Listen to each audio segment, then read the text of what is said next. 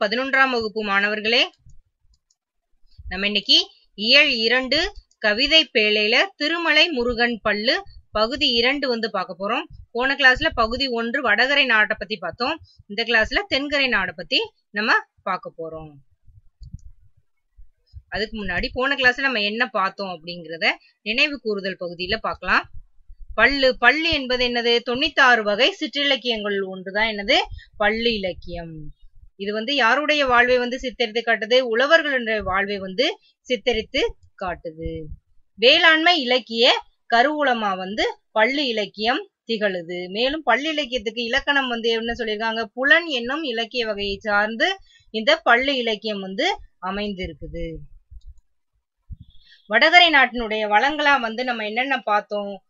தேன் நிறைந்த பூக்களை மொய்க்கின்ற வண்டுகள் வந்து இந்தளம் என்னும் பண்ணினை பாடிக்கொண்டு இருக்கும். மேலும் மீனை கொத்துவதற்காக மதகுகளுக்கு இடையே கட்டப்பட்ட சங்கிலியில உள்ளான் பறவை வந்து தன்னுடைய வாளை ஆட்டிக்கொண்டு மீன்களை பிடிப்பதற்காக அமர்ந்திருக்கும். தாமரை தடாகத்துல செந்நிறமான கயல் மீன்கள் துள்ளி பாய்ந்து விளையாடி கொண்டிருக்கும். அப்படி பார்த்தோம். வேற என்ன பார்த்தோம்? முத்துக்களை ஈன்ற சங்குகள் வந்து அருகில பரவி காணப்படும். நல்ல குளத்திலே தோன்றிய கற்புடைய அழகிய பெண்கள் மழை பெய் என்று சொன்னவுடன் என்ன செய்யும்? மழை பெய்யும். அப்புறம் 5 விரல்களையும் சேர்த்து குளித்து அதில் பிறரிடம் உணவினை ஏற்று உண்ணும் துறவியரும் ஞானியரும் வாழும் நாடு. அந்த துறவியரும் ஞானியரும் இவ்வாறு நடக்கட்டும் அப்படின்னு சொல்லி அந்த வாக்கு சொன்னாங்கன்னா அந்த வாக்கு பலிக்கும் அப்படின்னு சொல்லி பார்த்தோம். இத்தகைய சிறப்புகளை பெற்றதும் புலவர்களால் துதிக்கப்படுகின்ற திருமலையில் எழுந்திருக்கும் முருகனால் புகழ்பெற்ற திருமலை அமைந்த வடாரி நாடு தான் என்னது? வடகரை நாடு அப்படின்னு சொல்லி நம்ம பார்த்தோம். திருமலை பள்ளு கூறும் மாடு வகைகளா நம்ம என்னென்ன பார்த்தோம்? காரி, தொந்திக்காளை, மால்காளை, மரைக்காளை, மயிலைக்காளை, மேலைக்காளை, செம்மறையான், கருமறையான், இவ்வளவு மாடு வகைகள் பார்த்தோம்.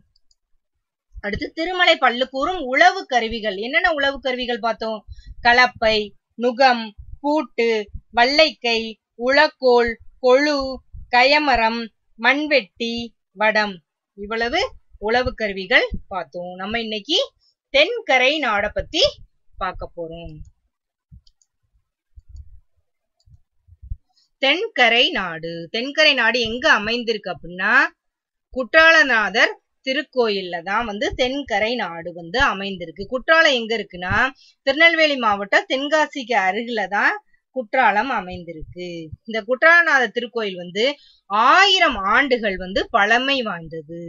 இது வந்து திரிகூட மலை என்று புராண காலத்துல அழைக்கப்பட்டிருக்கு. இம்மையிலும் மறுமையிலும் உள்ள பிறவி பயன்கள் கிடைக்கும். இந்த குற்றாலநாதர் கோயிலுக்கு போய் நம்ம வழிபட்டோம்னா நம்ம இம்மையில் உள்ள பிறவி பயனும் மறுமையில் உள்ள பிறவி பயனும் நமக்கு கிடைக்கும் என்பது ஐதீகம். மேலும் பல புலவர்களால் பாடப்பெற்ற தலமா வந்து இந்த குற்றாலம் வந்து இருக்கு. என்னென்ன புலவர்கள் வந்து பாடியிருக்காங்க அப்படின்னா ஞானசம்பந்தர், மாணிக்க வாசகர், அருணகிரிநாதர், பட்டினத்தார் போன்றோர் வந்து இந்த தலங்கள்ல பாடியிருக்காங்க. மேலும் இது வந்து இந்த திருக்கோயில் வந்து திருமால் வந்து சிவனாக மாறிய வரலாறு வந்து இங்கதான் நடைபெற்றிருக்கு. அந்த கதையை வந்து நம்ம இப்ப பார்க்கலாம். சிவபெருமானுக்கும் பார்வதிக்கும் திருமணம் வந்து திருக்கைலாயத்துல நடக்குது. எங்க நடக்குது? திருக்கைலாயத்துல திருமணம் நடக்குது. அந்த திருமணத்தை காண்பதற்காக பிரம்மா, விஷ்ணு, தேவர்கள், ரிஷிகள் எல்லாரும் என்ன செஞ்சுறாங்க? திருக்கைலாயத்துக்கு வந்துடுறாங்க. அப்ப அவ்வளவு பேரும் வந்து திருக்கைலாயத்துக்கு வர்றதுனால வடபுறம் வந்து தாழ்ந்து தென்புறம் வந்து மேல உயர்ந்திருக்கு. அப்ப பூமி வந்து சமமா இல்ல. அப்ப இத வந்து சரி பண்றதுக்காக என்ன செய்யணும் அப்படின்னு சிவபெருமான் யோசித்தப்பதான் அகத்தியரை வர சொல்லி, அகத்தியரே நீங்க தென் திசை பக்கம் நீங்க போங்க அப்படின்னு சொல்லி அகத்தியர்கிட்ட சிவபெருமான் வந்து சொல்றாங்க. அப்ப வந்து அகத்தியர் வந்து சிவபெருமான்கிட்ட கேக்குறாங்க, அப்ப எல்லாரும் உங்களுடைய திருமண காட்சியை காண்பாங்க, நான் மட்டும் தென் திசை பக்கம் போயிட்டேன்னா உங்களுடைய திருமண காட்சியை வந்து என்னால காண இயலாது, அப்ப நான் என்ன செய்வேன் அப்படின்னு சொல்லி கேக்குறாங்க. அப்பதான் வந்து சிவபெருமான் சொல்றாங்க, நீங்க திருக்குற்றாலத்துக்கு போங்க, அங்க இருக்க திருக்கோயிலுக்கு போங்க அப்படின்னு சொல்றாங்க. அந்த கோயில் வந்து என்ன கோயில்? வைணவ கோயிலா இருக்கும். அங்க இருக்கிற விஷ்ணுவுடைய தலையில நீங்க கை வைங்க. கை வைத்த உடனே கை வைத்து நீங்க அழுத்துனீங்கன்னா அது வந்து லிங்கமா மாறும். மாறின உடனே என்னுடைய திருமண காட்சியை நீங்க காணலாம் அப்படின்னு சொல்லி சிவபெருமான் வந்து சொல்றாங்க.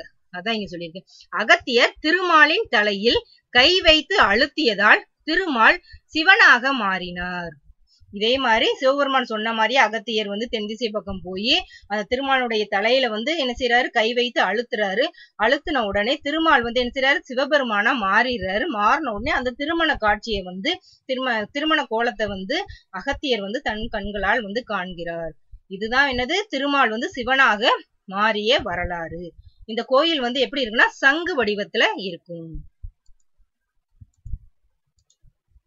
அடுத்து பஞ்சசபை, அதாவது இந்த திருக்குற்றாலம் வந்து சித்திர சபை வந்து இடம்பெற்றிருக்கு. சித்திர சபையில ஒன்னா இடம்பெற்றிருக்கு. பஞ்சசபைனா என்ன அப்படின்னு சொல்லி நம்ம பார்க்கலாம். பஞ்சம்னா என்னது? 5 பஞ்ச சபைகள் வந்து இருக்கு. முதலாவது பொற்சபை, அது எங்க இருக்குன்னா சிதம்பரத்துல இருக்கு. இரண்டாவது தாமிர சபை திருநெல்வேலியில இருக்கு. சித்திர சபை நம்ம இப்ப பாத்துக்கிட்டு இருக்க குற்றாலத்துல இருக்கு. வெள்ளி சபை மதுரையில இருக்கு. ரத்ன சபை திருவாலங்காட்டுல இருக்கு. பொற்சபை எங்க இருக்கு? சிதம்பரத்துல இருக்கு. மொத்தம் பஞ்ச சபைகள், 5 சபைகள். அது என்னது? பொற்சபை, தாமிர சபை, சித்திர சபை, வெள்ளி சபை, ரத்ன சபை. பொற்சபை சிதம்பரத்துல இருக்கு. தாமிர சபை திருநெல்வேலியில இருக்கு. சித்திர சபை குற்றாலத்துல இருக்கு. வெள்ளி சபை மதுரையில இருக்கு. ரத்ன சபை திருவாலங்காட்டுல இருக்கு. இது வந்து உங்களுக்கு பாடத்துல இல்ல, நீங்க நிறைய தெரிஞ்சுக்கணுங்கிறதுக்காக மிஸ் வந்து உங்களுக்கு சொல்றேன். மேலும் இந்த திருக்கோயிலுக்கு நம்ம போனோம்னா தீராத வினைகளும் தீராத நோயும் தீரும். நம்ம திருக்குற்றாலத்துக்கு போய் நம்ம அந்த குற்றாலத்துல குளிச்சுட்டு நம்ம வந்து சிவபெருமான வழிபட்டோம்னா தீராத வினைகள் இருந்தாலும் தீராத நோய் இருந்தாலும் வந்து தீர்ந்து விடும் அப்படிங்கிறது வந்து நம்பிக்கையா வந்து இருக்கு. மேலும் இங்க வந்து வேண்டுனா நம்ம தொலைத்த பொருளை வந்து நம்ம கிடைக்கும் அப்படிங்கிற நம்பிக்கை இருக்கு. ஒரு தடவை வந்து அர்ஜுனன் வந்து பூஜை செய்யும் போது அந்த லிங்கம் வச்சிருந்த சம்பூடனத்தை வந்து காசிலேயே வந்து தொலைச்சிட்டாராம். அப்ப வந்து அந்த சம்பூடத்தை வந்து தேடிட்டு இருக்கப்ப இங்க வந்து சிவபெருமான்கிட்ட வழிபட்டப்போ அந்த பொருள் வந்து எங்க காசியில தொலைத்த அந்த சம்பூடம் வந்து இங்க வந்து குற்றாலத்துல வந்து கிடைச்சிருக்கு. அதனால இங்க வந்து நம்ம வேண்டோம்னா நம்ம என்ன பொருளை தொலைத்தாலும் மீண்டும் கிடைத்து விடும் என்பது நம்பிக்கையா இருக்கு. இப்ப பாடத்துக்குள்ள போலாம். தென்கரை நாடு. மிஸ் பாடலை வாசிக்கிறேன், நல்லா கவனிங்க. வளருங்காவில் முகில் தொகை ஏறும் பொன் மாடம் எங்கும் அகிர்புகை நாரும் குளிரும் மஞ்சையும் கொண்டலும் காக்கும் கோள்முறை மன்னர் மண்டலங் காக்கும். வளருங்காவில் முகில் தொகை ஏறும் பொன் மாடம் எங்கும் அகிர்புகை நாரும் குளிரும் மஞ்சையும் கொண்டலும் காக்கும் கோள்முறை மன்னர் மண்டலங் காக்கும். இளமின்னார் பொன்னரங்கில் நடிக்கும் முத்து ஏந்தி வாவித் தரங்கம் வெடிக்கும் அழியுலாம் கொன்றை சூடும் குற்றால தென் ஐயன் தென் ஆரி நாடெங்கள் நாடு. இந்த பாடலை எழுதியவர் பெரியவன் கவிராயர்.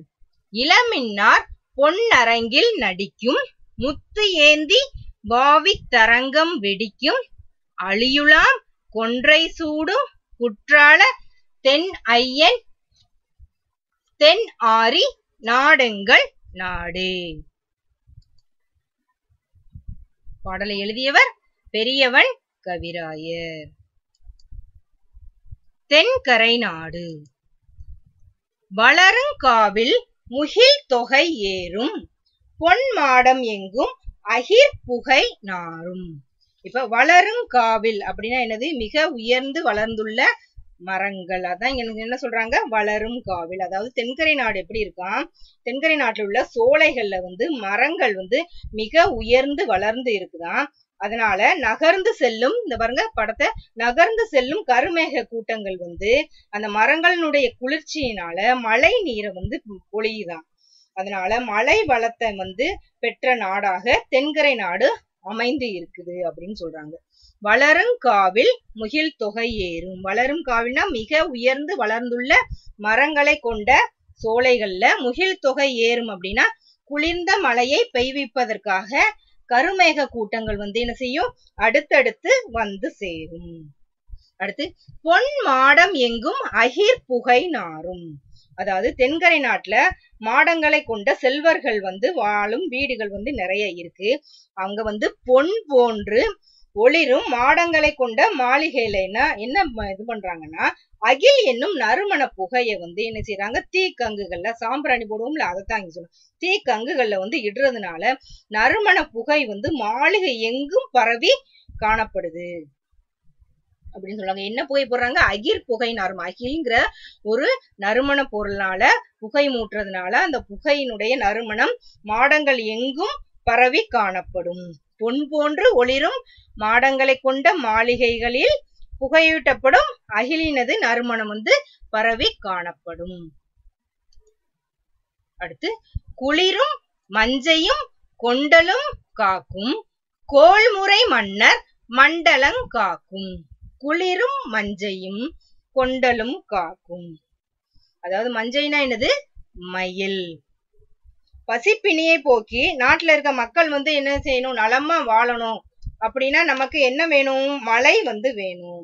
பாவ பிணியை போக்கி மக்கள் வந்து பேரின்பம் பெறதுக்கு வழி செய்பவர் யாரு, இங்க முருகன். அந்த முருகனுடைய கையில் இருக்கின்ற வேலும் அவரது வாகனமான இந்த மயிலும் இந்த இரண்டுமே என்ன செய்யுது, பசிப்பிணியையும் பாவப்பிணியையும் போக்கும் மருந்தா வந்து இருக்குது. அடுத்து கோள்முறை மன்னர் மண்டலம் காக்கும். கோள்ங்கிறதுக்கு வந்து இப்ப வந்து மிஸ் மீனிங் சொல்றேன். அதாவது இங்க கோள் வந்திருக்கிறதுனால நாட்டுல வந்து நீதியை நிலைபெற செய்பவன் யாரு, மன்னன். ஆமா, அந்த மன்னன் வந்து என்ன செய்யணும், தனக்கு வேண்டியவங்க வேண்டாதவங்க செல்வர்கள் ஏழை இப்படின்னு சொல்லி அவன் வந்து என்ன செய்யணும், வேறுபாடெல்லாம் பார்க்கவே கூடாது. எது நியாயமோ அந்த நியாயப்படி வந்து தீர்ப்பு சொல்லணும். அதுதான் என்னது, செங்கோல். அதுதான் என்ன சொன்னாங்க, கோள்முறை மன்னர் அப்படின்னு சொல்லியிருக்காங்க. செங்கோல் முறையில தான் வந்து மன்னர் வந்து ஆட்சி செய்யணும். அதாவது வடப்புறமோ இடப்புறமோ தாளாது செங்கோல் போல நின்று நிலையான ஆட்சியை செய்யும் மன்னர்களை கொண்ட நாடாக என்ன நாடு இருக்கு, தென்னாரி நாடு வந்து இருக்குது அப்படின்னு சொல்றாங்க. அதான் குளிரும் மஞ்சையும் கொண்டலும் காக்கும் கோள்முறை மன்னர் மண்டலம் காக்கும். முருகன் கையில் இருக்கும் வேலும் முருகனது வாகனமான மயிலும் மழை பொழியும் மேகமும் அவருடைய அடியார்களை வந்து காக்கும். மேலும் நடுநிலை பிறளாது ஆட்சி செய்யும் மன்னர்கள் இருக்கின்ற நாடுதான் என்னது, தென் ஆரி நாடு. இளம் மின்னார் பொன்னரங்கில் நடிக்கும் முத்து ஏந்தி வாபி தரங்கம் வெடிக்கும். இளம் மின்னார் பொன்னரங்கில் நடிக்கும். இப்ப அதுக்கு வந்து மிஸ் வந்து மீனிங் சொல்றேன். மழை வளமும் பொருள் வளமும் மிகுந்த நாட்டுல எப்படி இருக்கும், கலைகள்லாம் வந்து நல்லா செழித்து வளர்ந்து இருக்கும். அப்ப தென்கரை நாடு வந்து எப்படி இருக்கு, நீர் வளமும் நில வளமும் மிகுந்து இருக்கிறதுனால அங்க வந்து என்ன செய்யறாங்க, கலைகள்லாம் நல்லா வளர்ச்சி பெற்று இருக்கு. இளம் மின்னார் அப்படின்னா மின்னல் போன்று ஒளிர்கின்ற இளம் பெண்கள். இளம் மின்னார்னா யாரு, மின்னல் போன்று ஒளிர்கின்ற இளம் பெண்கள். பொன்னரங்கில் நடிக்கும்னா அவங்க என்ன செய்யறாங்களா, அழகிய மேடையில தோன்றி நடனம் ஆடுறாங்களாம். அததான் இங்க சொல்லிருக்காங்க, மின்னல் போன்று ஒளிர்கின்ற இளம் பெண்கள் வந்து அழகிய மேடையில தோன்றி நடனம் ஆடுகின்றார்கள். அடுத்து முத்து ஏந்தி வாவி தரங்கம் வெடிக்கும். இங்க வந்து நாடு வந்து எப்படி இருக்கு, மண் வளமும் நீர் வளமும் நல்லா மிகுந்து இருக்கிறதுனால இங்க வந்து விளைகின்ற அந்த குளத்துல இருக்கின்ற பலவற்ற தரும் உயிரினங்கள் வாழ்வதுதான் வந்து எப்பவுமே குளத்துல வந்து உயிரினங்கள் வாழ்வது இயற்கை. அப்ப அனைத்து வளங்களும் இங்க வந்து இருக்கு.